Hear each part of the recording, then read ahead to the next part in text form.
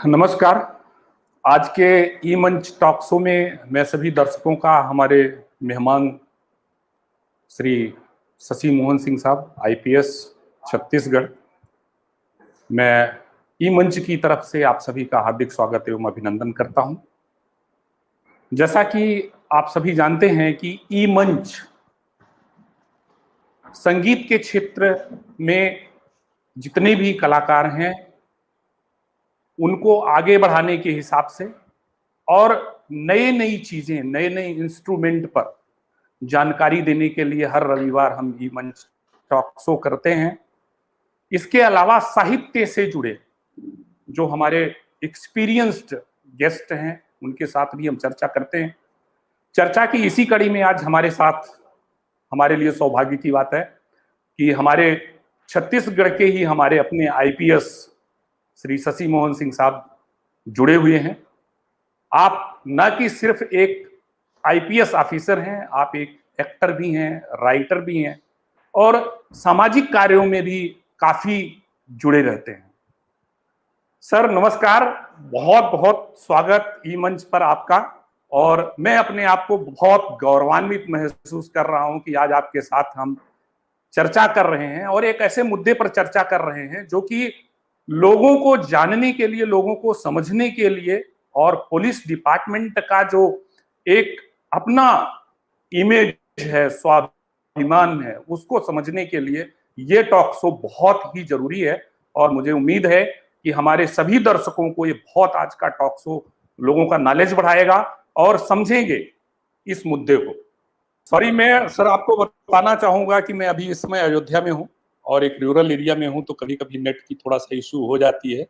बाकी मैं फिर से आपके साथ जुड़ा हूं। सर आप कैसे इन सब चीजों में, जैसा मैं पहले भी बोला, आप एक एक्टर भी हैं, आप एक राइटर भी हैं और आप एक अच्छे ऑफिसर भी हैं, तो इनमें जो सामंजस्य कैसे आप बनाते हैं सर? प्लीज अपने मामले में और थोड़ा सा इस विषय पर हमारे दर्शकों को आप अवगत कराएंगे सर। सबसे पहले तो मैं आपको, आपकी टीम को धन्यवाद देता हूं कि आप लोगों ने कला के क्षेत्र में इस तरह के स्तुत्य प्रयास किया है, निश्चित रूप से सराहनीय है। साथ ही मैं आपके सभी दर्शकों का भी अभिवादन करता हूं। और आप अयोध्या में बैठे कर रहे हैं, मैं दंतेवाड़ा में बैठा हूं, तो दर्शकों से हम लोग दोनों को पहले ही माफी मांग लेनी चाहिए कि हो सकता है कभी कभी ये तकनीकी दिक्कतें आ जाए।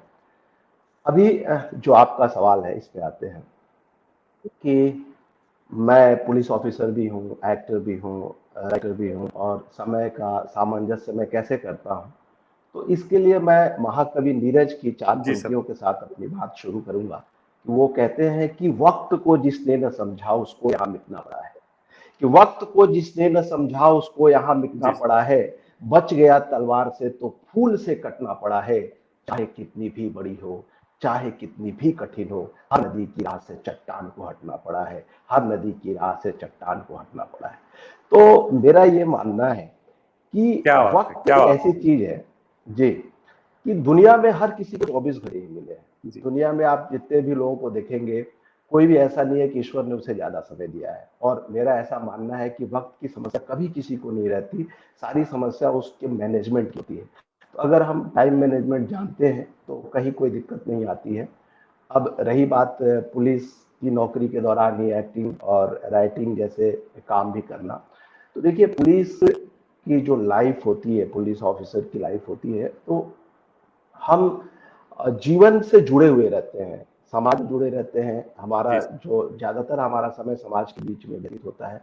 तो एक कलाकार के तौर पे जो मेरे भीतर एक संवेदनशील व्यक्ति है, एक संवेदनशील कलाकार है, जब वो समाज में होता है तो वहां पर उन चीजों का वो ऑब्जर्वेशन करते रहता है और वो विचार प्रक्रिया में चीजें आ जाती हैं। जब हम किसी घटना को देखते हैं, किसी ऐसे पल को देखते हैं, किसी ऐसे संवेदनशील व्यक्ति को देखते हैं, तो वहां पर वो चीज हमारे अवचेतन मन में चली जाती है और वो विचार प्रक्रिया एक मंथन के दौर में चलते रहती है। और जब हम उसको लिखने बैठते हैं तो वही चीजें जो कि हम पुलिस की नौकरी करते हुए सामाजिक जीवन में देखे रहते हैं, जब हम लिखने बैठते हैं तो वो अपने आप हमारे कलम के माध्यम से व्यक्त होने लगता है। अब यहाँ पर मैं एक चीज जरूर कहना चाहूंगा कि ईश्वर का धन्यवाद दूंगा कि वो एक कला का जो पक्ष है, वो शायद गॉड गिफ्टेड है, क्योंकि मुझे नहीं पता होता कि जब मैं कलम उठाता हूँ, कोई कविता लिखने की कोशिश करता हूँ, तो बहुत ज़्यादा प्रयास करने की जरूरत नहीं पड़ती है। वो सहज ही पता नहीं कहाँ से शब्द आते हैं, विचार आते हैं, और वो एक कविता बन जाती है, कभी कोई निबंध बन जाता है, कभी कुछ नाटक बन जाता है। तो वो ईश्वर का एक वरदान मानता हूँ। बाकी मैं ऐसा मानता हूँ कि बीइंग पुलिस ऑफिसर, चाहे हम एक्टिंग कर रहे होते हैं, या चाहे हम लिख रहे होते हैं, या चाहे पुलिस की नौकरी कर रहे होते हैं, सब एक जीवन की प्रक्रिया है और सभी चीजें एक दूसरे को प्रभावित करती है। और इसी दौरान जब हम साहित्य पढ़ते हैं, साहित्य लिखते हैं, तो हमारे भीतर का जो मनुष्य होता है वो परिमार्जित होते रहता है। और वो परिमार्जित क्या बात। मनुष्य जब पुलिसिंग का काम करता है, तो वहां पर भी वो एक बेहतर परफॉर्मेंस दे पाता है, क्योंकि एक कलाकार होने के नाते संवेदनशीलता हमारी पूंजी होती है। और उस संवेदनशीलता के साथ जब हम पुलिसिंग करते हैं, जनता की जो परेशानियां होती है उसको डील करते हैं, और संवेदनशीलता का तत्व होता है, तो निश्चित रूप से हमारा काम आसान हो जाता है। अब आपके प्रश्न का एक जी पार्ट जी है कि पारिवारिक जिम्मेदारियां, निश्चित रूप से जी सर। जी ये सर। पुलिस की नहीं, हम सब की, जब भी हम गृहस्थ जीवन में आते हैं, तो दुनिया में हर व्यक्ति का अपना एक प्रोफेशन होता है, और उसके साथ ही उसके पारिवारिक दायित्व भी होता है। तो देखिए, परिवार के साथ जीवन यापन करना ये अपने आप में एक कला है, और हर रिश्तों की अपनी एक जरूरत होती है। एक पिता के तौर पे, एक पति के तौर पे, एक पुत्र के तौर पे, भाई के तौर पे, एक दोस्त के तौर पे, हमारी अलग अलग भूमिकाएं होती हैं। और जैसा आपने कहा, मैं एक्टर भी हूँ, तो जब हम एक्टिंग कर रहे होते हैं, तो जो हमें भूमिका दी जाती है, उस भूमिका के साथ हम न्याय करने की कोशिश करते हैं। तो यहां पर भी जी वही बात लागू होती है कि मनोवैज्ञानिक तरीके से, फिर मैंने कहा कि पुलिसिंग और परिवार, फिर मैं उसको वहां से जोड़ता हूँ कि बीइंग पुलिस ऑफिसर, हम लोग बॉडी लैंग्वेज, फेस रीडिंग, और यहाँ तक कि माइंड रीडिंग करने की भी कोशिश करते हैं लोगों की। वही चीजें हम परिवार में भी देखते हैं जी कि सर। मेरे पिता मुझसे क्या उम्मीद करते हैं, या मैं अपने पिता के लिए जी सर। कैसे एक उपयोगी पुत्र हो सकता हूँ, कैसे एक अच्छा पुत्र हो सकता हूँ। तो मुझे ये बात का जब एहसास होता है, तो मैं अपनी भूमिकाओं के साथ न्याय कर पाता हूँ, अपने परिवार के साथ, अपने जी सर। बेटे के साथ, अपनी पत्नी के साथ। जब हम फील्ड की पोस्टिंग में होते हैं, तो निश्चित रूप से हमारे पास समय अभाव होता है, हमारा हेक्टिक शेड्यूल होता है, और कई बार ऐसा होता है कि जीवन के कुछ महत्वपूर्ण लम्हों में भी हम अपने परिवार का साथ नहीं दे पाते। ऐसी व्यवस्थाएं आती है पुलिस की नौकरी में। लेकिन अगर वैसे जी समय में भी अगर हम अपने परिवार के लोगों को ये विश्वास दिलाने की कोशिश करते हैं कि आप हमारे लिए बहुत महत्वपूर्ण हैं, और ये एक क्षण है जहां पर भले मैं आपके साथ शारीरिक तौर पर उपस्थित नहीं हूँ, लेकिन मैं भावनात्मक तौर पे, मानसिक तौर पे आपके साथ उपस्थित हूँ, तो परिवार भी इस बात को समझता है। तो निश्चित रूप से मैं ये मानता हूँ कि परिवार को आज की तारीख में भले आप क्वांटिटी टाइम न दे पाए, लेकिन क्वालिटी टाइम देकर आप उसको कॉम्पनसेट कर सकते हैं। तो इस तरीके से सारी भूमिकाओं के साथ कोशिश करते हैं कि न्याय हो सके। जी। बिल्कुल सही सर, बिल्कुल सही। अच्छा सर, ये बड़े संजोग की बात है और बड़ी अच्छी बात है कि आप एक्चुअल लाइफ में एज आईपीएस ऑफिसर हीरो तो है ही हैं, आप कैमरे के सामने के भी हीरो हैं। ये एक संजोग की बात और ईश्वर का वरदान ही माना जा सकता है। तो दोनों में से आपको अगर बोला जाए तो ज्यादा चैलेंजिंग क्या लगता है सर? कैमरे के सामने जब आप एक्टिंग करते हैं, जब आप राइटर जी। हैं, या एज जी। ऑफिसर, आईपीएस ऑफिसर, जब आप फील्ड में लोगों की सेवा के लिए हैं, तो दोनों में से कौन सा आपके लिए ज्यादा चैलेंजिंग होता है सर? आपका सवाल बहुत ज्यादा चैलेंजिंग है, मैं कोशिश करता हूँ इसके साथ न्याय अरे करूँ। सर। जी। सर। देखिए, ऐसा है कि बीइंग पुलिस ऑफिसर जब हम काम कर रहे होते हैं, तो जो सिनेमा में जो पुलिस की छवि दिखाता है ना, वो थोड़ा एग्जेगरेट जी रहता है। और वो जो सिनेमा का जो पुलिस ऑफिसर होता है, उसके साथ आईपीसी, सीआरपीसी और पुलिस रेगुलेशन का बंधन नहीं होता है। उसको सिनेमाई लिबर्टी मिली होती है, और वो अपना पर्दे पे उछल कूद करते रहता है अपने हिसाब से। लेकिन जब हम रियल जी लाइफ में पुलिसिंग कर रहे होते हैं, तो नियम कानून और प्रक्रियाओं से बंधे होते हैं। तो निश्चित रूप से यहाँ पुलिसिंग करते समय चैलेंज तो कुछ नहीं लगता, क्योंकि हम उस प्रक्रिया का पालन करते हैं और हमारी ट्रेनिंग वैसी होती है। हम वहाँ पर अपनी उस भूमिका के साथ न्याय करने की कोशिश करते हैं।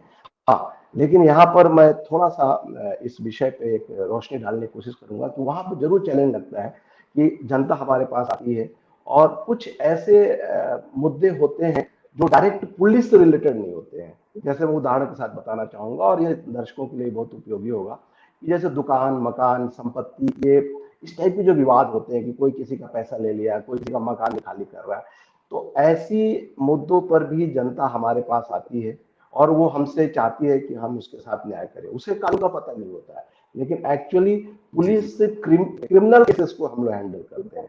और जनता तो सोचती है इतना बड़ा पुलिस ऑफिसर है, इतनी बड़ी बिल्डिंग है, ये थाना है, ये सब कुछ है और ये हमारी समस्या का समाधान भी करते हैं। अच्छा, पुलिस भी रूटीन में उसको 155 सीआरपीसी का नोटिस काट के दे देती है कि ये मामला कोर्ट के लिए है, आप वहां जाइए। आदमी पढ़ता भी नहीं है, वो सोचता है हमने एफआईआर करा दिया, अब पुलिस हमारा काम देगी। ऐसे समय में जी जी ऐसे केसेस जब हमारे पास आते हैं तो वो बहुत चैलेंजिंग हो जाता है और उसको हैंडल करने में हमें लगता है कि चैलेंज, क्योंकि वहां पे आपके साथ कानून प्रक्रियाएं नहीं होती हैं, तब हम लोग हिकमत अमली से, एक शब्द हमारे यहाँ सिखाया जाता है हिकमत अमली, कि आप टैक्टिस कुछ टेक्निक के द्वारा उस दोनों पक्ष को हम बुलाते हैं, उन्हें समझाते हैं और कोशिश करते हैं कि इसमें न्याय दे सके। तो पुलिसिंग करते समय यहाँ पे मुझे जरूर चैलेंज होता था कि जब हमारी कानून और प्रक्रिया इस तरह की होती है और जनता उसको समझ नहीं पाती है, तो उनको न्याय देते समय ये एक चैलेंज लगता था। अब आते हैं जरा दूसरी तरफ, कैमरे के सामने। देखिए, एक्टिंग करना दुनिया का सबसे सरल काम है, ऐसा मैं मानता हूं।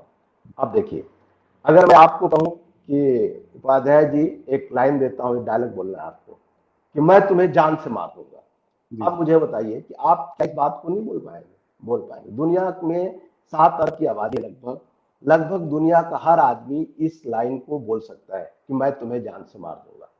लेकिन चैलेंज वहां पे होता है कि जब एज एन एक्टर हम प्रोफेशनल एक्टिंग कर रहे होते हैं, मुझे लाइन को दे दे, कोई डायरेक्टर दे दे कि आप इस लाइन को बोलिए कि मैं तुम्हें जान से मार दूंगा, तो एक आदमी जो एक्टिंग नहीं जानता है वो डायलॉग को यूं ही बोलेगा।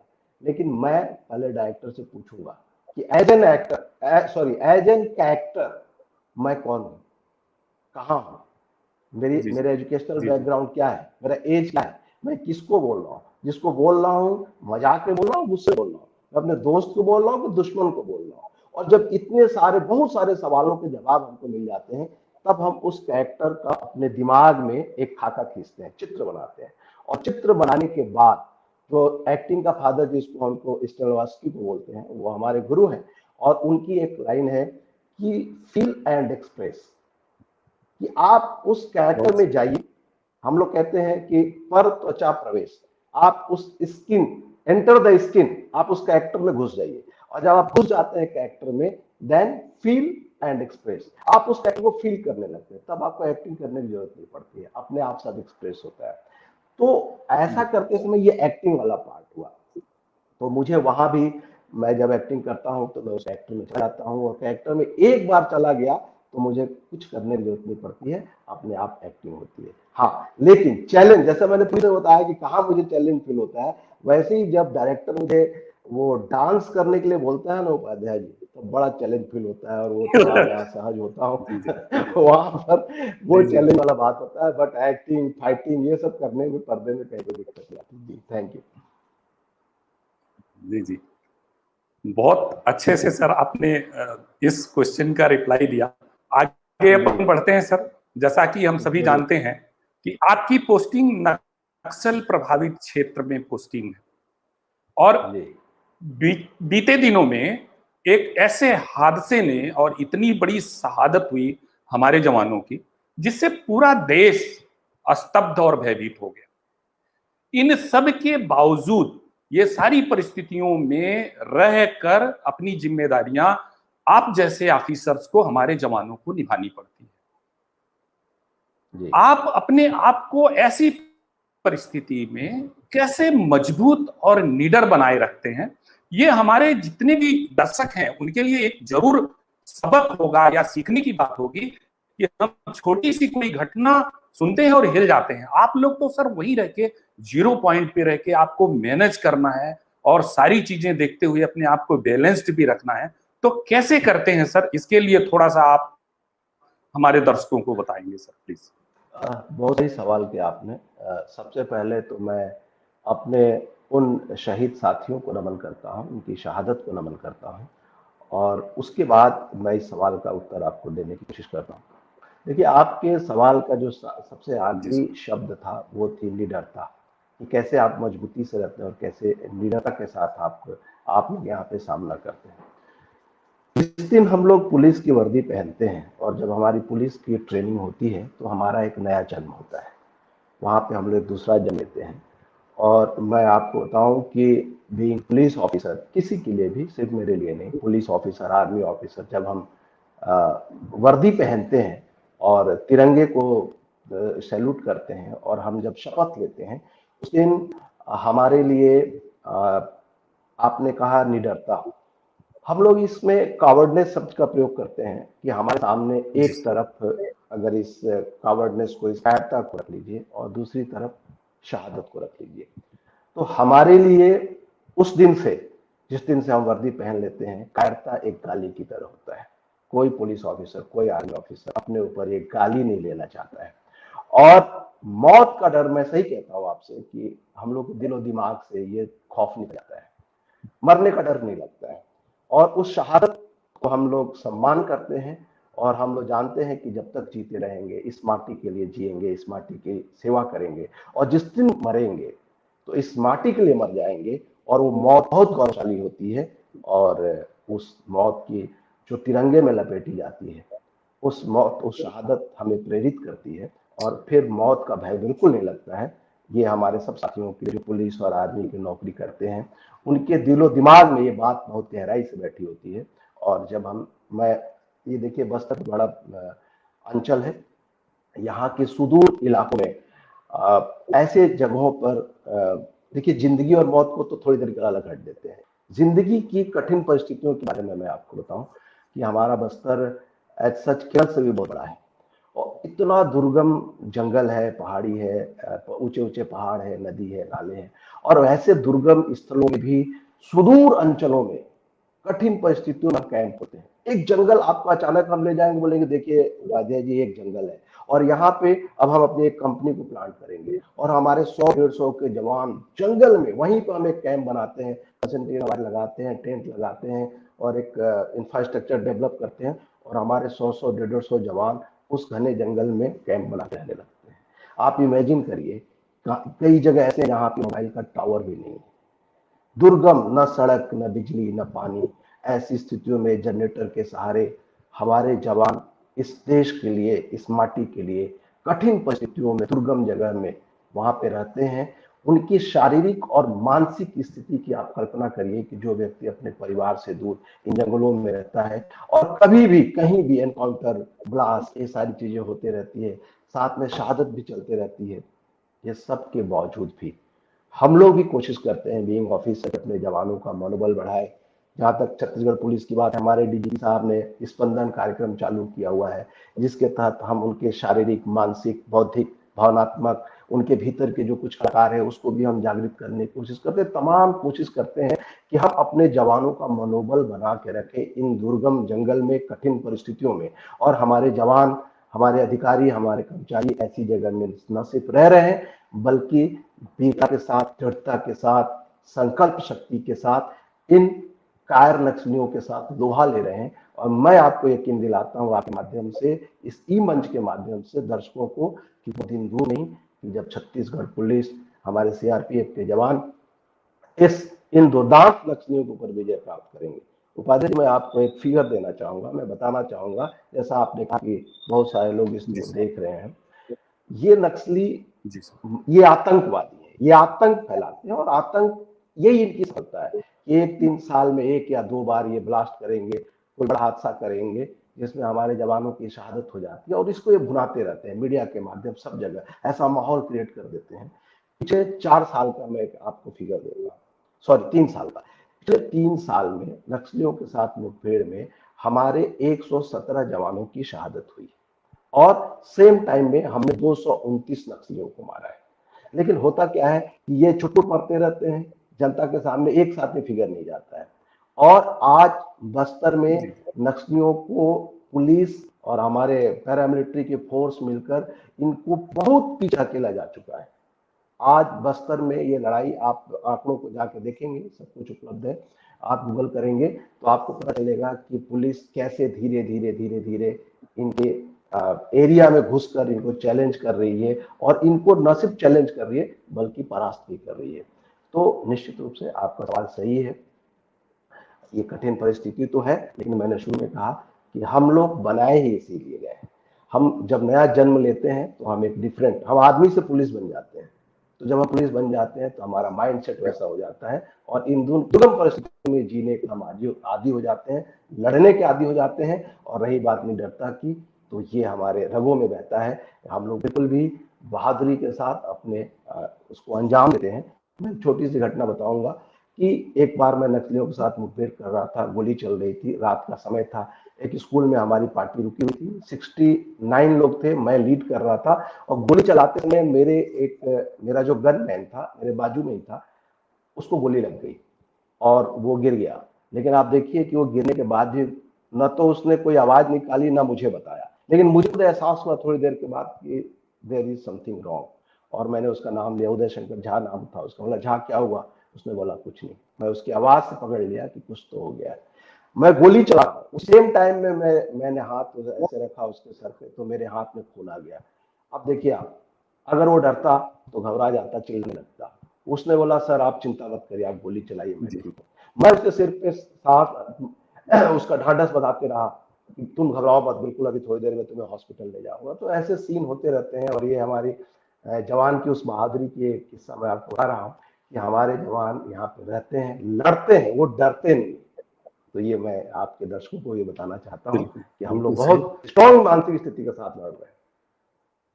जी जी जी जी सर, मैं बिल्कुल आपको, आपकी जितने अभी लेटेस्ट जवान शहीद हुए हैं, मैं एक बार फिर से सैल्यूट करता हूं आपकी निडरता को और आप लोगों के जज्बे को, कि जिस तरह से आप हम सभी की सेवा कर रहे हैं, और हम लोग आप लोगों के कारण अपने आप को इतना सेफ महसूस करते हैं।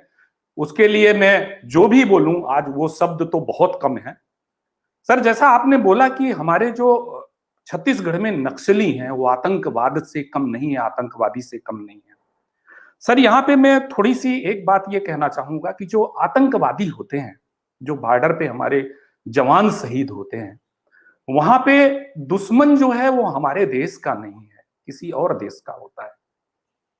यहाँ पे तो जो नक्सली हैं, यहाँ मारने वाले भी हम ही हैं और वो नक्सली भी हमारे ही हैं। जब एक बॉर्डर पे जवान शहीद होता है तो हम किसी दूसरे देश को, किसी दूसरे पॉलिसी को, किसी दूसरे की पॉलिसी को हम ब्लेम करते हैं कि भाई ये उनके कारण हो रहा है, ये उनकी पॉलिसी के कारण, उनकी सोच के कारण हो रहा है। यहां तो वो हमारे अपने ही हैं, पॉलिसी भी हमारी अपनी ही है, फिर भी इस तरह के वारदात क्यों होते हैं? सर, आप तो एकदम जीरो पॉइंट पे हैं। आप सारी चीजें साक्षात देख रहे हैं और समझ भी रहे होंगे कि ऐसी चीजें क्यों हो रही हैं, कि हमारे पॉलिसी हैं, हमारी पुलिस है, और हमारे ही जो नक्सली बने हैं वो भी हमारे अपने ही हैं। तो इसमें आप क्या कहना चाहेंगे सर? किसको दोष दिया जाए या कहाँ कमी है, ऐसा बोला जाए कि कहाँ कमी है? देखिए बहुत सही सवाल किया आपने। थोड़ा सा इसके बैकग्राउंड में जाना पड़ेगा इसको उत्तर देने के लिए। जैसा आपने कहा कि दुश्मन जब बाहर का होता है, यहाँ भी दुश्मन बाहर का ही है। मैं आपको थोड़ा सा एक्सप्लेन करता हूँ कैसे। नक्सलवाद को जी समझने के लिए जी हमको सर, जी सर। जानना पड़ेगा कि ये एक विचारधारा है, और ये विचारधारा भी आयातित है, बात आई। ये माओवादी, और माओवाद मौत से तुम, जो कि जी चाइना का है, उस विचारधारा को लेकर ये यहाँ पे लड़ाई लड़ा। और नक्सलवाद की लड़ाई मेरा हमेशा से मानना है ये बंदूक से ही सिर्फ खत्म नहीं हो सकती, ये उसका एक पार्ट है। तो विचारधारा है, तो विचारधारा को विचारधारा से ही काउंटर करना पड़ेगा। लड़ाई समझ लीजिए कि माओवाद वर्सेस लोकतंत्र की है। अब लोकतांत्रिक प्रक्रिया और माओवादी, माओवादी हिंसा में विश्वास करते हैं, लोकतंत्र हिंसा में विश्वास नहीं। एक तरफ बुलेट है, दूसरी तरफ बैलेट है। ये कहते हैं कि क्रांति बंदूक की गोली से आती है, हम कहते हैं कि क्रांति बैलेट पेपर से आता है। अगर इनको अपनी विचारधारा पे इतना भरोसा है तो ये बंदूक छोड़ें और आए, लोकतंत्र की प्रक्रिया में शामिल हो, और अपनी जो पॉलिसी की बात करते हैं ये लागू करें। और इस मुख्य धारा में शामिल हो जाए। लेकिन सवाल जो आपने किया है वो है कि ये जो दुश्मन जो है ये हमारे अपने हैं। आपने बहुत सही कहा। आप जितनी भी शहादत होती है पुलिस की तरफ से और जितने भी नक्सली मारे जाते हैं, आप उठा के देख लीजिए, सब हमारे अपने ही बच्चे होते हैं, इसी बस्तर के नौजवान जो नक्सली मतलब। और मैं तो यहां तक कहता हूं कि नक्सलियों ने उनको बंधुआ मजदूर बनाया हुआ है, उनके हाथ में बंदूक पकड़ा दिया है विचारधारा के नाम पे। उन भोले भाले आदिवासियों के ब्रेन वॉश करते हैं ये सरकार के प्रति, इस लोकतंत्र के प्रति, इस देश के प्रति, इस संविधान के प्रति उनके मन में जहर भरते हैं। ये बताते हैं कि हम एक ऐसी क्रांति लाएंगे। पिछले 30 साल से मैं देख रहा हूं, पता नहीं इनकी क्रांति कहां भटक गई। बस्तर के लोगों को बेवकूफ बना रहे हैं क्रांति के नाम पे, और ये खुद उसके नाम पे एक्सटॉर्शन करते हैं, अलग अलग जगहों से पैसा वसूलते हैं, और खुद ये जंगल में आके लड़ाई नहीं लड़ते हैं, बड़े बड़े शहरों में रहते हैं, विला बना के रहते हैं, इनके बच्चे विदेशों में पढ़ते हैं, और हमारे बस्तर के नौजवान साथियों को विचारधारा के नाम पर उनको बहलाकर फुसलाकर ब्रेन वॉश करके उनके हाथ में बंदूक पकड़ा के लड़ने के लिए मरने के लिए भेज देते हैं।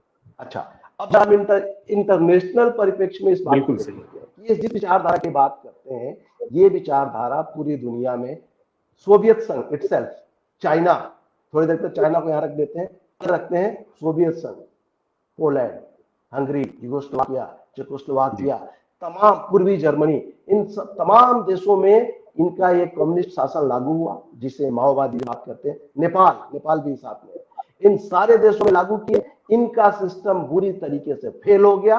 ये घनघोर भ्रष्टाचार में लिप्त निकले इनके सारे जो शासक बने, और जनता की आकांक्षाओं को पूरी नहीं कर पाए, और उन देशों से इनको लात मार के निकाल दिया गया। और ये हिंदुस्तान में बात करते हैं कि हम अपनी विचारधारा को लाके और दिल्ली के लाल किला पे अपना झंडा फहरा देंगे। ये किसी दीवा स्वप्न में जी रहे हैं। इनको हकीकत का सामना करना चाहिए। ये कभी भी हमारे हिंदुस्तान की पुलिस और हमारे आर्मी के साथ ये कभी लड़ नहीं सकते। अंततः इनको हारना ही है।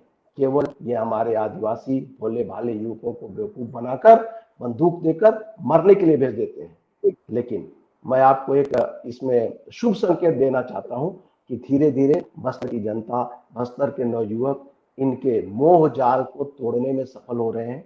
इनके इस भटकाव भरी रास्ते को बुरी तरीके से समझ गए हैं, और वो दूर नहीं जब खुद यहाँ की जनता के द्वारा बहिष्कृत और तिरस्कृत किए जाएंगे, और ये लड़ाई भी हम लोग निश्चित रूप से जीतेंगे। तो जैसा आपने कहा कि लड़ाई जो है तो विचारधारा के स्तर पर हम इस विदेशी विचारधारा से लड़ रहे हैं। हाँ, ये बहुत दुखद है कि जो हमारे जवान मरते हैं और चाहे हमारे बस्तर के नक्सली मरते हैं, वो सब हमारे अपने ही माटी के बच्चे होते हैं, जिसको इन लोगों ने गलत तरीके से गलत लड़ाई में झोंक दिया है। जी बिल्कुल सही, बिल्कुल सही। सर, अगले प्रश्न पे चलने से पहले मैं, चूंकि आप एक बहुत अच्छे राइटर भी हैं, आपने एक कविता लिखी है जो वर्दी से रिलेटेड और पुलिस हमारे जवानों से रिलेटेड है। मैं चाहूंगा सर कि प्लीज वो कविता एक बार आप पढ़ें, प्लीज। जरूर, थैंक यू। वर्दी का रागी नाम से वो कविता है, और देखिए ये कविता मैं पुलिस वालों को समर्पित करता हूँ, और खासकर इस कविता के हीरो ताराम आमले जी हैं, वो जो शहीद हुए थे मुंबई में। मैं हमेशा से मानता हूँ कि जब संसद पे अटैक हुआ था और दिल्ली में जब अटैक हुआ था और पुलिस ने बहादुरी के साथ जो सामना किया कसाब को पकड़ के, और संसद में अगर उस दिन सोचिए कि आतंकवादी घुस जाते और पुलिस अपनी भूमिका नहीं निभाती तो देश का इतिहास बदल सकता था। तो ये कविता तब लिखी गई थी, लेकिन मैं अपने बस्तर के साथियों के साथ को नमन करते हुए ये कविता पढ़ता हूँ। लास्ट लाइन में वो बात आएगी, शुरू में पुलिसिंग को लेकर कविता लिखी गई है। कविता प्रस्तुत करता हूँ कि मैं वर्दी का रागी हूँ, मैं वर्दी राग सुनाता हूँ, कि मैं वर्दी का रागी हूँ, मैं वर्दी राग सुनाता हूँ, वर्दी के नीचे सीने में जो धक्की आग दिखाता हूँ, मैं वर्दी का रागी हूँ, मैं वर्दी राग सुनाता हूँ। कि जब अनाथ का साथ है देती, कि जब अनाथ का साथ है देती वर्दी तब वरदान लगे, जब दुष्टों का संहार करे वर्दी फिर भगवान लगे, जब चाक चौबंदी करती है तो रक्षक जैसी लगती है, जब करती नमन तिरंगे को वर्दी फिर भगवान लगे, है गर्वीली वर्दी ये वर्दी का गौरव गाता हूँ, मैं वर्दी का रागी हूँ, मैं वर्दी राग सुनाता हूँ। आगे पंक्ति में है कि जब गर्म रजाई तकिए जब गर्म रजाई तकिए पर तुम चैनो सुकून से सोते हो, तब सर्द ठिठुरती रातों में ये वर्दी पहरा देती है।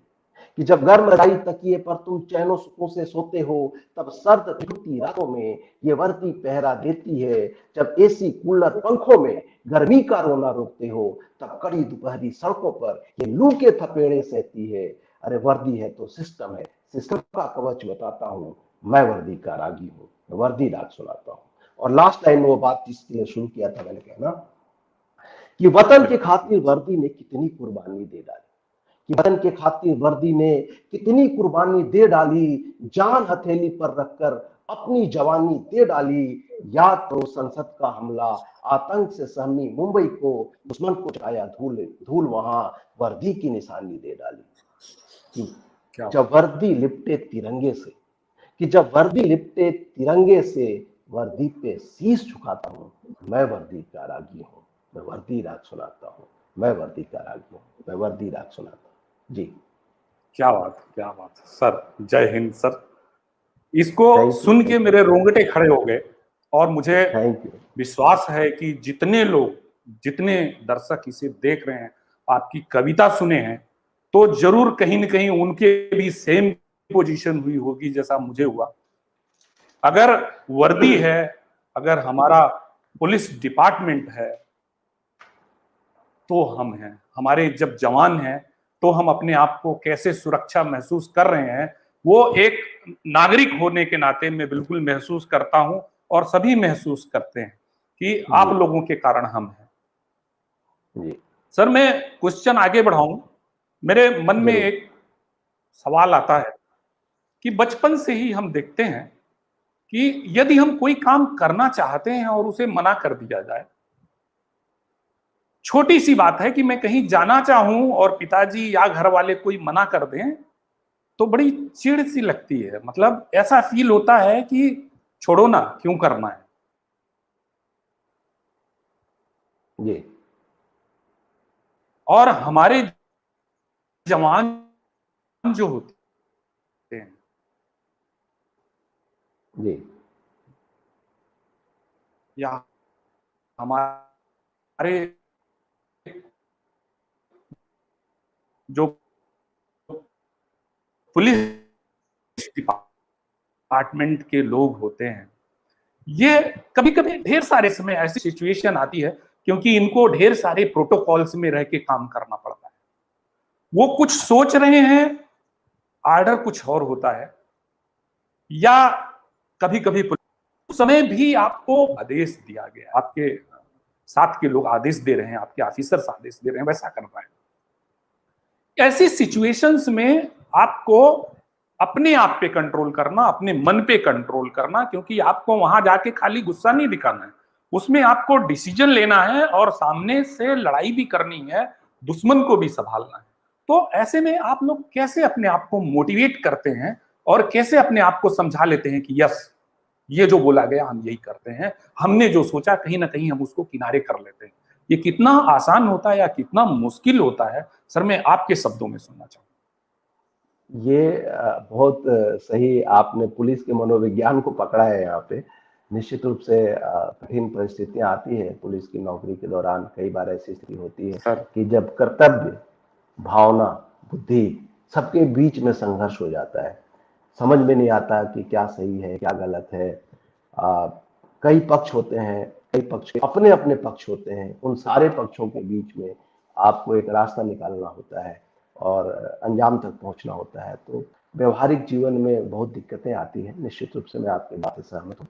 लेकिन फिर हमें रास्ता दिखाने के लिए अंततः हमारे पास एक भारत का संविधान है, दूसरी तरफ कानून है, आईपीसी है, सीआरपीसी है, और वरिष्ठ अधिकारियों का निर्देशन होता है। इन सबका सामंजस्य करके फिर मैंने शुरू में एक हिकमत अमली शब्द का प्रयोग किया था कि हम एक ऐसा रास्ता बनाते हैं कि सारी परिस्थितियों के बीच में सामंजस्य बना के हम अपनी भूमिका के साथ, जो पुलिस की भूमिका है उसके साथ न्याय कर सकें, जो जनता हमारे पास आई है उसको भी न्याय मिल सके और कानून व्यवस्था भी बनी रहे। लेकिन व्यवहारिक जिंदगी में आपकी बात से मैं सहमत हूँ कि निश्चित रूप से पुलिस ऑफिसर के सामने ये परिस्थितियां आती हैं और कई बार आपकी बुद्धि, मन, भावना दिल, कर्तव्य, ये सारी चीजें आपस में गुत्थम गुत्था हो जाती हैं।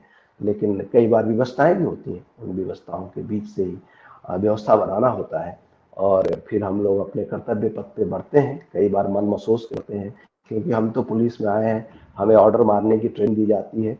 और हाँ, ये बात सही है कि ऑर्डर जो कि वैधानिक हो, संवैधानिक हो, उन्हीं ऑर्डर को मानने के लिए हमारी व्यवस्था होती है। तो हम कोशिश करते हैं कि हम अपने इन वैधानिक दायित्वों का निर्वहन करते रहें और एक ऐसा रास्ता निकालें जिस परिस्थितियां असामान्य न हो। फिर भी मैं बिल्कुल सहमत हूं आपकी बात से कि कई बार ऐसी परिस्थितियां निर्मित होती हैं और बहुत दुर्भाग्यपूर्ण होती हैं किसी भी पुलिस ऑफिसर के लिए। जी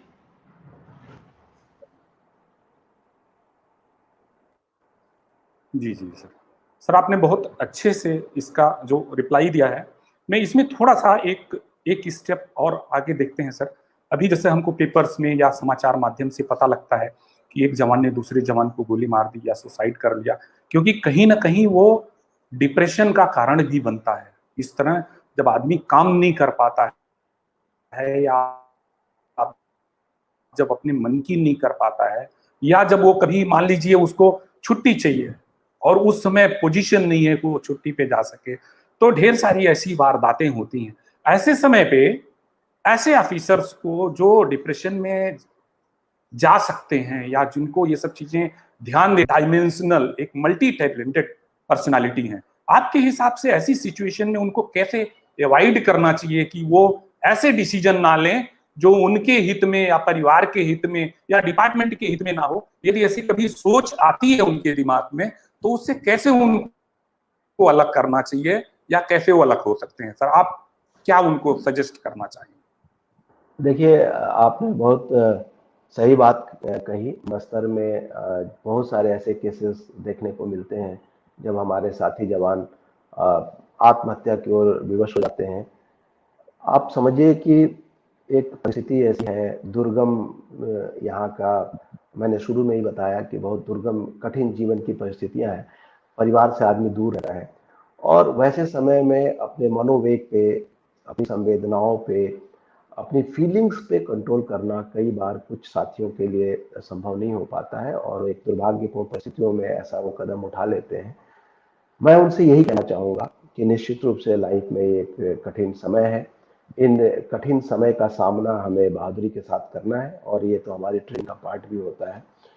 मानसिक दृढ़ता दिखानी है और इसमें हम लोग कोशिश करते हैं, जो हमारा पार्ट होता है बीइंग ऑफिसर, हम लोग कोशिश करते हैं कि अपने जवानों को एक सहज परिस्थितियों में रखें और उनको, जैसा आपने छुट्टी की बात की या ऐसी कोई चीज जो विभागीय तौर पे कोई चीज ऐसी होती है, हम लोग कोशिश करते हैं। जैसा मैंने कहा कि हमारे डीजीपी साहब ने स्पंदन कार्यक्रम चलाया, ये सारी उसी कड़ी का है। हम अपने जवानों को एक अनुकूल माहौल देने की कोशिश करते हैं। अच्छा, कई बार उनके व्यक्तिगत जीवन की भी अपनी समस्याएं होती हैं, उसमें भी उलझे होते हैं और उस उलझन, वो भी उलझन कई बार ये इस तरह की अप्रिय स्थिति निर्मित कर देती है। तो बहुत सारे फैक्टर हैं। आपके माध्यम से मैं अपने जवानों को, और डायरेक्ट भी हम लोग अपने जवानों से बात करते हैं तो यही बात कहते हैं कि हमें सामंजस्य बिठाना है अपने नौकरी की परिस्थिति से, परिवार की जी परिस्थिति से, अपने व्यक्तिगत जीवन की परिस्थितियों से, और इन तीनों के सामंजस्य से हमें स्वस्थ मानसिकता के साथ इन कठिन परिस्थितियों में अपना बैलेंस बनाते हुए अपने सारे दायित्वों का, पारिवारिक दायित्व, व्यक्तिगत दायित्व और विभागीय दायित्व, इन तीनों दायित्वों का निर्वहन करना है। और उसके लिए जवानों को सेल्फ हम लोग मोटिवेट करते हैं। योगा के आजकल कार्यक्रम हम लोग चालू किए हुए हैं। कला के बहुत, जिनके भीतर के कोई संगीतकार है, कोई कुछ लिखता है, गाता है, नाचता है, हम लोग कोशिश करते हैं कि वो इन कठिन परिस्थितियों से निकलकर कुछ पल अपने भीतर जो और ईश्वर ने उन्हें कला दी है उसमें जी सकें। खेल, हम लोगों ने हर कैंप में, हर जगह ऐसा माहौल बनाने की कोशिश किया है कि वो खेल कूद में इन्वॉल्व हो सके। तो एक एटमॉस्फेयर ऐसी क्रिएट करने की कोशिश कर रहे हैं। उसके बावजूद भी कई बार ऐसी दुर्भाग्यपूर्ण स्थितियां हो जाती हैं जो हम लोग के लिए भी बहुत पीड़ादायक होती है। जी जी जी जी सर। जी सर।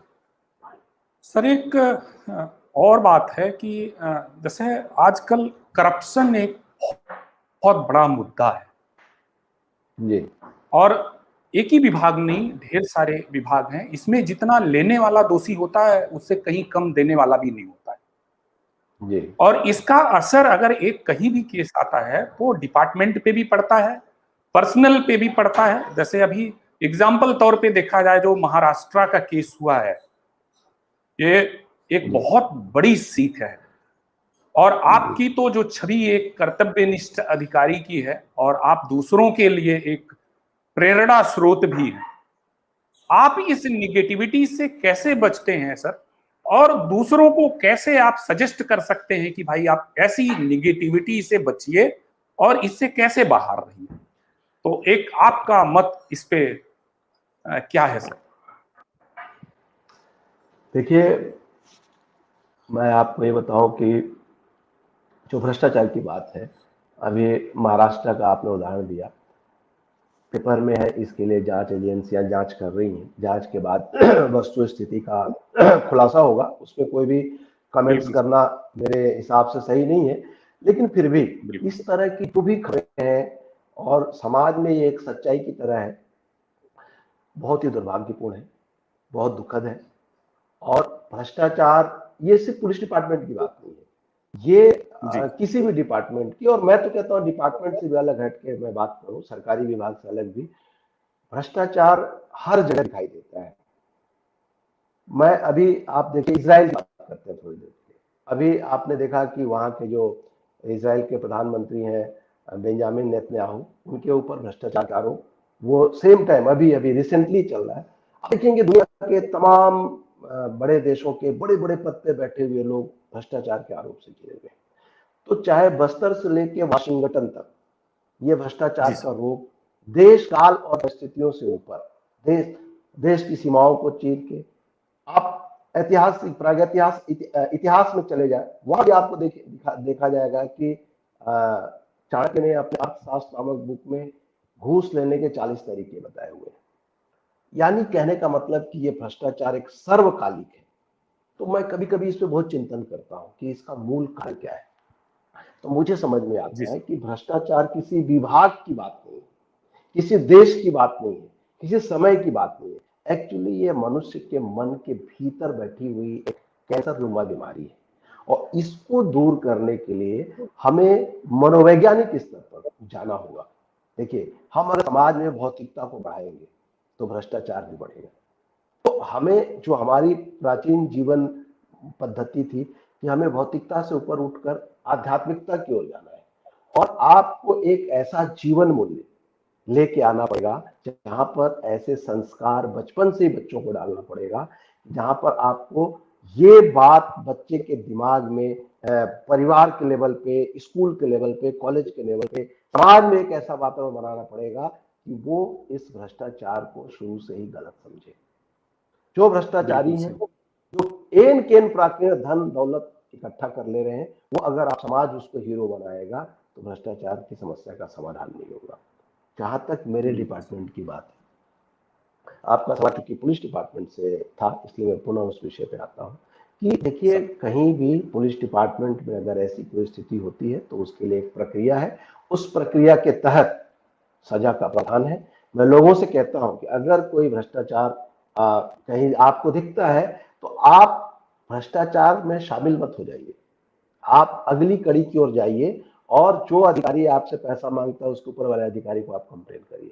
वो नहीं सुनता उसके ऊपर जाइए, उसके ऊपर जाइए, आपको कोई ना कोई ऐसा आदमी मिलेगा जो आपको न्याय देगा। होता क्या है कि आम जनता खुद अपनी सहूलियत के लिए सोचती है, अरे भाई चलो निपटाओ, और वो खुद उस अपराध में शामिल हो जाती है। जैसा आपने अपने प्रश्न में ही कहा कि भ्रष्टाचार करने वाला, जो भ्रष्टाचार अधिनियम की धारा 13 डी है, उसके तहत घूस लेना और घूस देना दोनों अपराध है। लेकिन हमारी जनता इस बात जी। को समझती नहीं है। तो कहीं ना कहीं मैंने कहा ना कि ये डिपार्टमेंट की बात नहीं है, ये समाज की बात है। और एक चीज और बता दूं, किसी भी समाज को वही पुलिस मिलती है जो वो समाज जज करता है। पुलिस में कोई भी लोग आसमान से टपकाए हुए नहीं है, इसी समाज से आए हुए लोग हैं। अगर समाज ऐसा है तो पुलिस भी ऐसी ही होगी। समाज जब सुधरेगा तो पुलिस भी सुधरेगी। लेकिन फिर भी मैं पुलिस ऑफिसर्स को ये कहता हूं कि आप नियम कानून प्रक्रिया का पालन करें, और जो भी गलत चीजों में संलिप्त है उनके लिए मेरा संदेश है कि निश्चित रूप से कहीं ना कहीं किसी न किसी प्रकार से शारीरिक, मानसिक, आर्थिक, विभागीय आपको ये परेशानी में डालेगा। आप इससे दूर रहें। जी। बिल्कुल, बिल्कुल सर, बिल्कुल सर। सर अभी हम पुलिस डिपार्टमेंट की जो छवि है, चूंकि हम उसके मामले में बात कर रहे हैं, और मुझे मालूम है कि ढेर सारे प्रयास किए जा रहे हैं कि हम कैसे लोगों को, समाज को हमारे डिपार्टमेंट के प्रति उनकी एक सोच, एक धारणा भी बदली जाए और लोगों को जोड़ा भी जाए, जिसमें कम्युनिटी पोलिसिंग जिसको हम कहते हैं, ये काफी कारगर रहा है। और आप इस क्षेत्र में अपनी कला का भी काफी उपयोग कर रहे हैं और करते हैं। क्या इससे समाज में वाकई बदलाव आता है? आपका क्या अनुभव है सर कम्युनिटी पोलिसिंग के ऊपर? देखिए, समाज में पुलिस को लेके जो प्राचीन धारणाएं थी, वो वक्त आ गया है कि हम उसको तोड़े। समाज के स्तर पे भी, विभाग के स्तर पे भी हम लोग कोशिश कर रहे हैं। जहां तक मेरी बात है, कम्युनिटी पुलिसिंग को हमने एक माध्यम बनाया है, क्योंकि मैं आर्टिस्ट भी हूँ, कलाकार हूँ, तो मैं अपने कला का उपयोग कम्युनिटी पुलिसिंग में करता हूँ। मैं आजकल शॉर्ट फिल्में बनाता हूँ। जब मैंने छत्तीसगढ़ी और भोजपुरी फिल्मों में काम किया था, उस समय मैंने अवकाश लिया था 2 साल का, तब किया था। लेकिन अभी जो मैं फिल्में बनाता हूँ, वो अपने विभाग के लिए बनाता हूँ और लीगल अवेयरनेस के लिए, कानून से संबंधित विषयों पे फिल्में बनाता हूँ। जैसे भ्रूण हत्या हो गया, टोनी प्रताड़ना हो गया, साइबर क्राइम हो गया, ऐसे विषयों को हम लोग चुनते हैं, फिल्में बनाते हैं और उसको समाज में प्रदर्शित करते हैं। कम्युनिटी पुलिसिंग का वो माध्यम बना हुआ है। इसके माध्यम से मैं नशा के खिलाफ एक मेरा प्ले है, मैं थिएटर करता हूँ, उसमें मैं सिसकिया नामक नाटक करता हूँ। मुखबिर जो हमने नक्सल समस्या पे लिखी है, उसका भी हम लोग प्ले करते हैं, मंचन करते हैं। तो ये सारे माध्यम से हम समाज को जोड़ने का काम करते हैं और समाज में ये मैसेज देने का काम करते हैं। ये अंग्रेजों के जमाने की पुलिस नहीं है, पुलिस आपके लिए, पुलिस आपके पैसे से पुलिस को टैक्स मिलता है, आप हमारे कस्टमर हैं, हम सर्विस प्रोवाइडर है और आपकी संतुष्टि ही हमारे सर्विस के मापदंड है। अगर हम अच्छे सर्विस प्रोवाइडर हैं तो आपको संतुष्ट कर पा रहे हैं, तभी हम माने जाएंगे कि अच्छे सर्विस प्रोवाइडर हैं।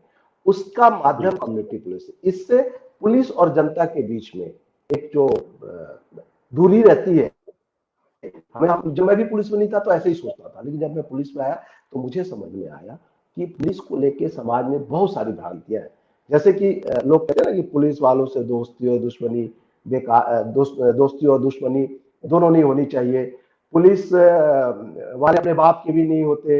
एक और मिसकॉन्सेप्शन होता है कि पुलिस तभी आती है जब घटना घट जाती है। ये तमाम चीजें मैं एक एक करके सर पर इस मामले में मैं आपको बीच में रोकना चाहूंगा। आपकी छवि बड़ी अच्छी है सर, आपके फैन फॉलोअर्स बहुत ज्यादा है तो आपकी दोस्ती और आपके फैंस तो बहुत है सर। नहीं, निश्चित जी रूप सर। से ये जनता का प्यार मुझे मेरी जहां पोस्टिंग रही, निश्चित रूप से मैं सौभाग्यशाली मानता हूं। जनता को धन्यवाद देता हूं कि मैं जहां भी रहा, और ये मेरी पुलिसिंग की अपनी स्टाइल भी थी। मैं जनता के साथ जुड़ के ही काम करता था हमेशा से, और आगे भी यही मेरे काम की प्रणाली प्रणाली रहेगी। तो मैं जो कह रहा था ना कि लोग कहते हैं कि पुलिस वालों से दोस्ती और दुश्मनी, मैं कहता हूं दुश्मनी का तो मुझे पता नहीं, दुश्मनी तो किसी से नहीं करना चाहिए। आज की तारीख में 3 प्रोफेशन में बताता हूं आपको कि पुलिस, डॉक्टर और वकील, ये तीनों अनवांटेड प्रोफेशन है। कोई नहीं चाहता कि डॉक्टर के पास जाना पड़े, कोई नहीं चाहता कि पुलिस थाने में जाना पड़े, और कोई नहीं चाहता कि पुलिस से वकील से सामना हो। लेकिन तीनों तीनों ही समाज के लिए है। मैं कहता हूं आपको और किसी से दोस्ती हो ना हो, आज की तारीख में इन तीनों से निश्चित रूप से आपकी दोस्ती होनी चाहिए। ये हमेशा आपके काम आते हैं। और मैं आपको दूसरी बात भी कहता हूं, आप पुलिस से दोस्ती करके देखिए, आपको मजा आएगा, आपको लगेगा कि बहुत सही जगह हमने दोस्ती किया है। पहली बात। बिल्कुल दूसरी बिल्कुल बात सर, एक और बिल्कुल कि बिल्कुल। पुलिस वाले अपने बाप के भी नहीं होते, मैं उसको भी क्लियर कर दूं। ये समाज में ये धारणा बन गई है। मैं कहता हूं कि ये गलत नहीं है, निगेटिव नहीं, ये तो पुलिस की तारीफ है। इसका मतलब है कि पुलिस वाले कर्तव्य के रास्ते में अगर उसका रिश्तेदार भी आएगा, उसका बाप भी आएगा, उसका भाई भी आएगा, तो उसकी नहीं सुनेंगे, वो कानून की सुनेंगे, कानून के काम करेंगे। तो हम इसको निगेटिव सेंस में नहीं, इसको पॉजिटिव सेंस में लेना चाहिए कि पुलिस इतनी कर्तव्यनिष्ठ होती है कि अपने कर्तव्य के रास्ते में आए हुए किसी को भी बख्शती नहीं है। तीसरा, कहते हैं ना कि अरे घटना घट, सिनेमा वाले बहुत छवि खराब की है पुलिस की, कहते हैं कि जो घटना घट जाती है तब पुलिस आती है। मैं दावा करता हूं आपको कि इस देश में कहीं भी भूकंप आ जाए, बाढ़ आ जाए, आग लग जाए, एक्सीडेंट हो जाए, आतंकवादी हमला हो जाए, कोई भी किसी भी प्रकार की अप्रिय स्थिति घटित हो जाए, पुलिस से पहले कोई एजेंसी नहीं पहुंचती, सबसे पहले हम पहुंचते हैं। बिल्कुल सही, कारण बिल्कुल उसका, सही सर। क्योंकि हमारी ट्रेनिंग है, यही हमारा काम है, और हमारे पास वायरलेस सेट का एक नेट होता है। उस वायरलेस सेट के थ्रू हमें सबसे पहले सूचना मिलती है, हमारे पास साधन संसाधन होते हैं, और ये हमारा प्राथमिक काम होता है, इसलिए हम सबसे पहले वहां पहुंचते हैं। तो समाज में बहुत सारी ये मिसकॉन्सेप्शन है पुलिस को लेके, इसे दूर करने की जरूरत है, और कम्युनिटी पुलिसिंग इसी का माध्यम है। जब हम जनता के करीब आते हैं, जनता हमको समझती है, हम जनता को समझते हैं, जनता और पुलिस की जब दोस्ती होती है तो अपराधियों में स्वयं खौफ होता है। उनको लगता है ये दोनों मिल गए हैं, हमारी खटिया तय हो जाएगी, हमारी बैंड बज जाएगी, तो अपने आप ही अपराध का ग्राफ नीचे चला जाता है। ये मेरा व्यक्तिगत अनुभव है। तो मैं हमेशा ही जहां भी रहता हूँ, जनता के साथ जुड़कर, जनता के सहयोग से हम पुलिसिंग करते हैं। जनता हमें बहुत सूचनाएं देती है, और उसके माध्यम से हमें अपनी पुलिसिंग में बहुत मदद मिलती है। जी सर, जी सर। सर एक चूंकि समय की अपनी मर्यादा है, और मुझे लगता समय पे रहना भी बहुत जरूरी है, तो लास्ट क्वेश्चन सर, और आपका सजेशन भी इसमें चाहिए। आमतौर पर छत्तीसगढ़ को एक नक्सल प्रभावित राज्य माना जाता है, और बाहर के लोग छत्तीसगढ़ को यहाँ के नक्सल गतिविधियों में जो जानते हैं, खासतौर पर बस्तर को, कि यहाँ नक्सल वारदातें होती हैं।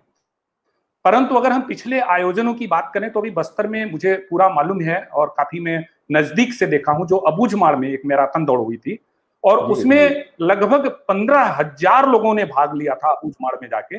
और ना कि सिर्फ भारत से, बल्कि फॉरेन से भी, बाहर देश से भी काफी लोग आए थे, और हमारे बस्तर की सुंदरता भी देखे थे, हमारे यहाँ की आवाभगत भी देखे थे, हमारी मेहमान नवाजी भी देखे थे, और हमारी सुविधाएं और सिक्योरिटी सिस्टम भी देख चुके हैं।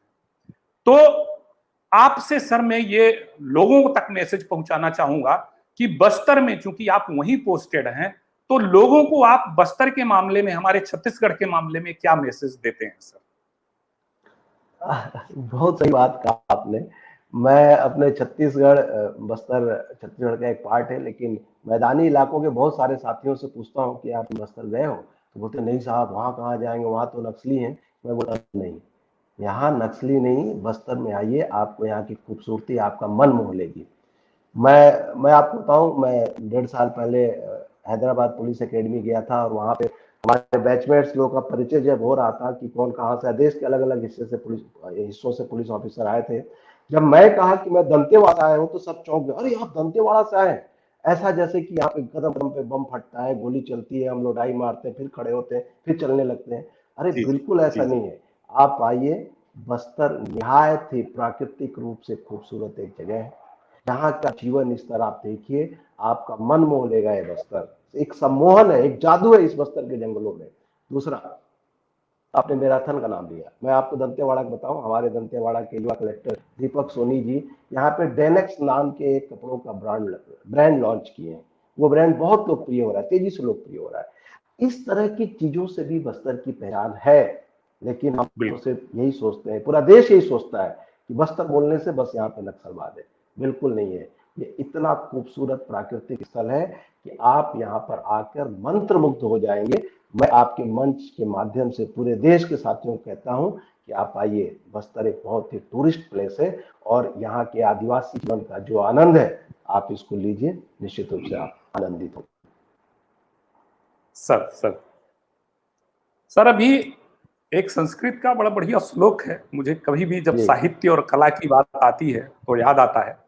साहित्य संगीत कला विहीनः साक्षात पशु पुच्छ विषाणहीनः तृणम न खादन्न पिजीयो मानः तद भाग धेयम परम पशु नाम।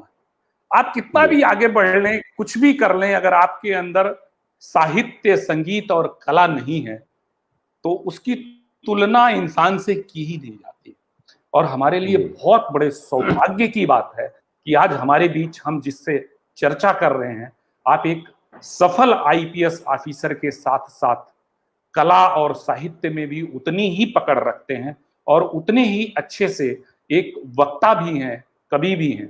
तो सर मैं ये चाहूंगा कि आज हम इस कार्यक्रम की समाप्ति यहीं पे करें, और आपकी एक अपनी रचना से करें। तो प्लीज सर कोई भी एक रचना आप हमारे दर्शकों तक, जो अपने आपकी रचना है, प्लीज सुनाए सर। इसके बाद आज के इस कार्यक्रम की हम समाप्ति की घोषणा करें। जी, थैंक यू। आपका आदेश हुआ है एक रचना के लिए, तो मैं एक कविता जो मैंने लिखा था उसको सुनाता हूँ। कि जब क्रंदन कलरव विचलित कर दे अश्रुपूरित नैनों का, जब क्रंदन कलरव विचलित कर दे अश्रुपूरित नैनों का, तब अधरों पर मधुर मधुर हाथ नहीं लिख सकता मैं। फुटपाथ के पांव में जब जेठ के छाले चुभते हो, तब महलों का मधुर मधुर मधुमास नहीं लिख सकता। कि जब क्रंदन कलरव विचलित कर दे अश्रुपूरित नैनों का, तब अधरों पर मधुर मधुर हास नहीं लिख सकता मैं। फुटपाथ के पांव में जब जेठ के छाले चुभते हो, तब महलों का मधुर मधुर मधुमास नहीं लिख सकता। कि गंगा जल जब मलिन हुई और धवल हिमालय दूषित हो, गंगा जल जब मलिन हुई और धवल हिमालय दूषित हो, दुग्ध मलाई चखे श्वान और शैशव जहां पोषित हो, तब कौरव पथ का जगमग जगमग उजास नहीं लिख सकता मैं। जब क्रंदन कलरव विचलित कर दे अश्रुपूरित नैनों का, तब अधरों पर मधुर मधुर हास नहीं लिख सकता मैं। कि जब भारत तेरे टुकड़े होंगे, जब भारत तेरे टुकड़े होंगे, ऐसे नारे उछल रहे कि कितने विषधर आस्तीन में छल से बल से पल रहे, उस पीड़ा उस दर्द का एहसास नहीं सकता मैं। जब अधरों पर जब क्रंदन कलरव विचलित कर दे अश्रुपूरित नैनों का, तब अधरों पर मधुर मधुर हास नहीं लिख सकता मैं। कि धरती बिक गई दरिया बिक गई, कि धरती बिक गई दरिया बिक गई, जल जंगल सब गिरवी है, बाजार की सुरसा माया ठगनी ये सोने की हिरनी है। तब विवश राम बेवश सीता का संत्रास नहीं लिख सकता मैं। जब क्रंदन कलरव विचलित कर दे अश्रुपूरित नैनों का, तब अधरों पर मधुर मधुर हास नहीं लिख सकता मैं। लास्ट पंक्ति। कि जब सूखा पसरा खेतों में, कि जब सूखा पसरा खेतों में किसान की आंखें गीली हो, जब सूदखोरों का तांडव हो और मौत ने जीवन ले ली हो, तब स्विमिंग पूल की अय्यासी का अभिशाप नहीं लिख सकता मैं। जब क्रंदन कलरव विचलित कर दे अश्रुपूरित नैनों का, तब अधरों पर मधुर मधुर हास नहीं लिख सकता मैं। तब अधरों पर मधुर मधुर हास नहीं लिख सकता मैं। Thank you. क्या बात, क्या बात, बहुत सुंदर सर, बहुत। आपकी अभी मनोज शुक्ला जी चूंकि सुन रहे हैं, उन्होंने बोला वर्दी वाली रचना सुनना चाहेंगे सर। मैं मनोज शुक्ला जी को बोलूं कि सर ऑलरेडी हम सर से सुन चुके हैं, और आप पीछे एक बार फिर से इसको देखेंगे यूट्यूब या ई मंच पे तो जरूर आपको दिखेगा। और सर ने वो कविता बड़ी अच्छी पढ़ी है, और जिसमें मेरे भी रोंगटे खड़े हो गए थे। तो सर से वो कविता हो चुकी है।